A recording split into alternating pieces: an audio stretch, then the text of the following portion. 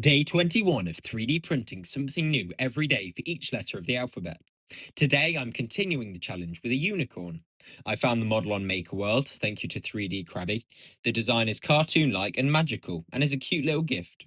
Even though it's not that useful, it could be used as a paperweight or just something fun to have on your desk. However, the horn is slightly crooked at the end, but this could be fixed by printing with a thinner nozzle. Anyway, I'm going to give this print a 4.5 out of 10. Follow us to join the journey and see what we print next.